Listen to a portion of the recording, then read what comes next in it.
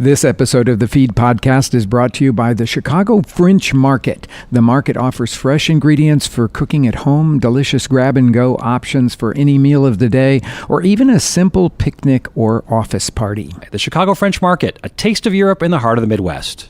This episode of the Feed Podcast is brought to you by Oscar's Mexican Seafood. With 5 locations throughout the San Diego area, Oscar's focuses on Baja-style fish tacos, fresh ceviches, and hearty seafood burritos. And all their salsas and agua frescas made on site every day.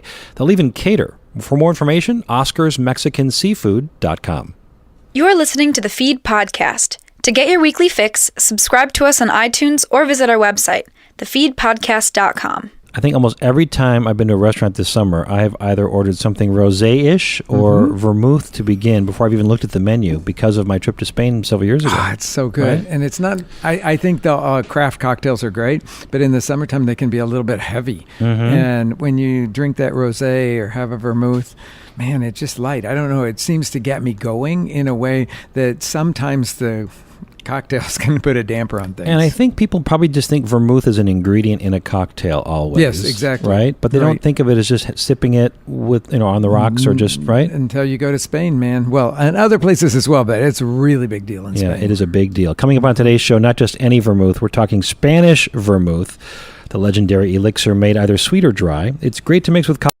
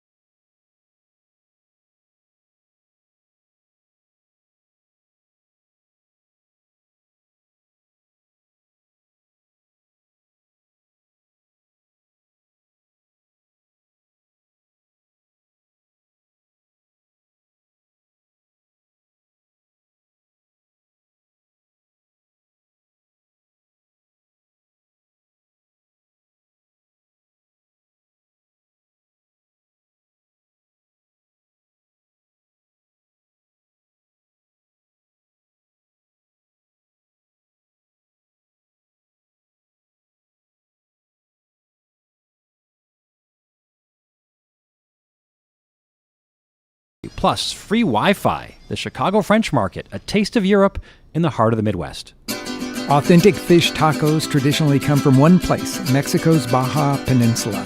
In towns like Ensenada and San Felipe, fresh fish is battered and fried, then topped with crunchy cabbage, crema, fresh avocado, and vibrant salsa, all tucked into warm corn tortillas. You know better than everybody. I mean, this area down in San Diego, down on the way to the coast, I mean, that can be really special. It's so beautiful, and the food is so good.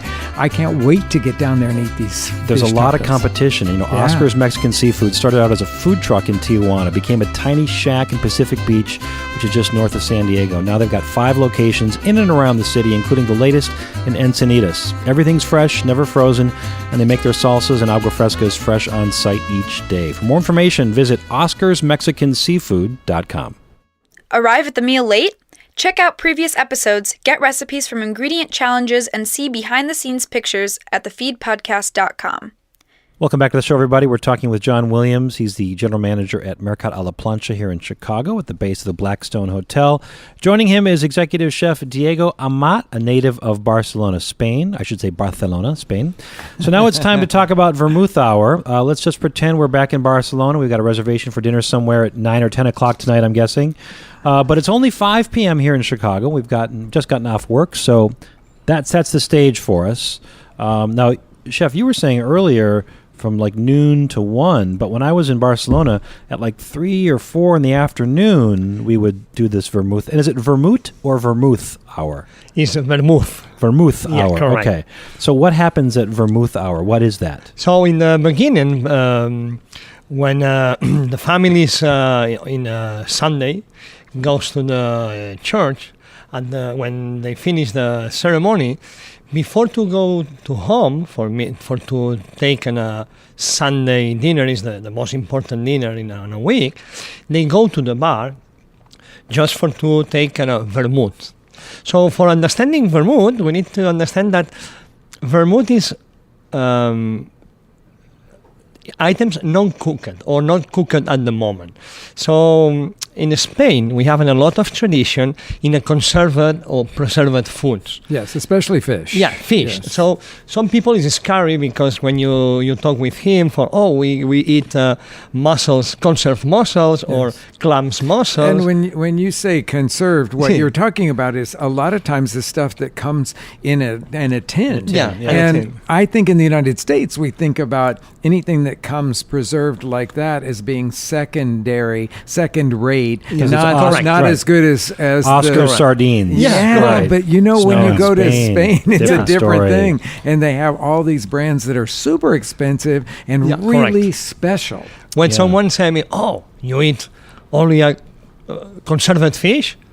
Yes, but remember that caviar is a conserved fish. Right. That's right. Albert Adria's place, Bodega 1900, they do this, the canned as well. Bar Monta in Barcelona does this as well. And they literally bring out on a plate something in a can because the canned seafood is just so high quality. So the high best quality. oil, the best, yes. Right, okay, right, so right. what have you we've brought got a for us lot of today? that cold food Yeah. here for our Yeah. Vermouth Hour. But today we have a conserve, so sepia conserve, tuna conserve, and mussels conserve. We make ourselves in Mercat a la Planxa. Oh, nice. So the authentic and Catalonian recipe. But we have an anchovies, also is a preserved fish. And that is this one is with orange, right? yes, orange and chopped olives, a little bit of tomato, fresh tomato. Now, here's a very special product. That is the talk to us about that because it's something I think a lot of our listeners won't have experienced. Okay, this is the best seller. This is the Mojama. So this is the loin of the tuna fish, but red tuna fish. And then we make same that the Iberian ham. So we cover with sea salt for maybe 2, 3, 4 months, and then we put in the bodega cellar. You hang it. Yes, correct. And they make a maturate process So it pulls the moisture out. You're aging it. You're concentrating flavors. So you're basically making tuna ham. Tuna ham. Here. Yeah. Yes. Tuna ham, correct. And you serve this with some Marcona almonds on top of it. Exactly. And the traditional recipe is to eat that with Marcona fried almonds. So all the food is here. You can observe is not making in the kitchen. So Vermut Bar is a regular bar without kitchen, and they prepare all these kind of plates in the bar.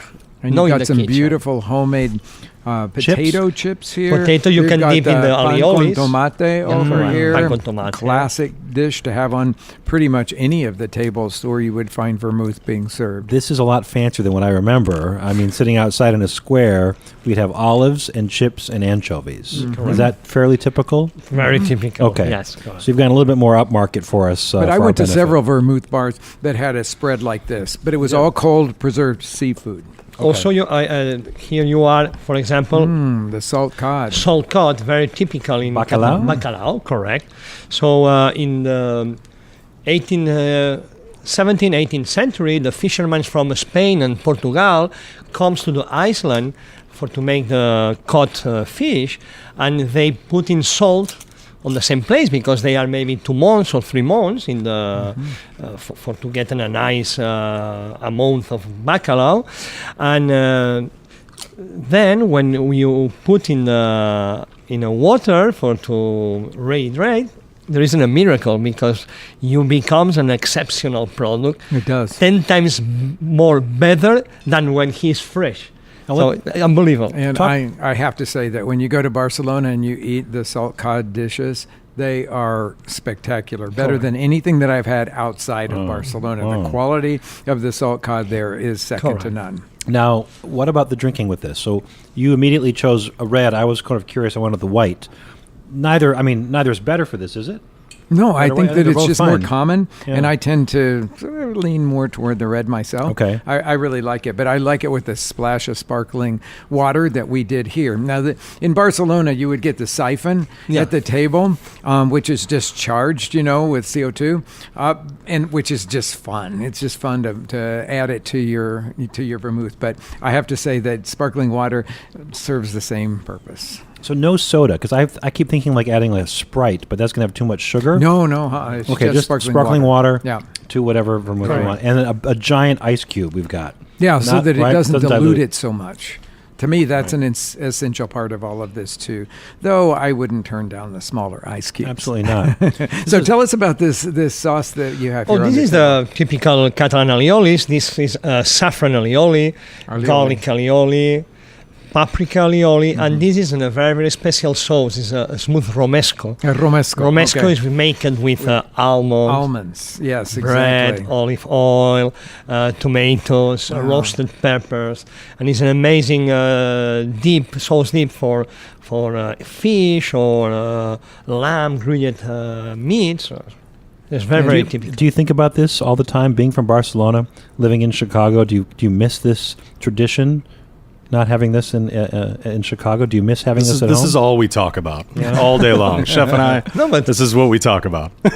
when I am Mercat la Planxa, I am not in Chicago. I am in Barcelona. Product is from Barcelona. Recipes from Barcelona. So it's looks like an embassy from Barcelona in Chicago. So. You've created the traditions here in Chicago, and we appreciate that. It's for this reason my English is so bad because I talk in Catalan also. No, we understand you perfectly well. Thank you. All right, John Williams, Diego Amat, thanks again for stopping by today. You can say hello to both of them next time you visit Mercat a la Plancha in the Blackstone Hotel on Michigan Avenue. Thanks, guys. Thank you very much. Thank you. Coming up next week, a whirlwind eating tour of LA. I would argue that in Los Angeles, more than almost any other city that I've lived in, the best eating is so far from the nicest neighborhoods. Like, there are a couple good restaurants in Beverly Hills, but not many, unless you want a steak. I mean, you can get a decent steak. I talked to a trio of food writers, plus a journalist turned chef and restaurateur about all the delicious things happening in Los Angeles. That's next week on the show. You can always contact us on Facebook, Instagram, or Twitter at The Feed Podcast. There's another plus. You can check out our ingredient challenges, get recipes and other information about previous shows by simply visiting our website, thefeedpodcast.com. And don't forget to subscribe and rate the show on iTunes. Be sure to follow me at Rick_Bayless. And I'm at Steve Dolinsky. More information about the vermouths we talked about and Mercat a la Plancha on our website as well. Linnea Dominic's our intern. Max Dolinsky supervised today's music. Bureaucratic wrote and performed our theme music. And the Feed podcast is edited by Matt Cunningham at Truthful Enthusiasm. Whether you're an individual or institution, get your story online with truthfulenthusiasm.com. Thanks for listening, everybody. Hasta luego.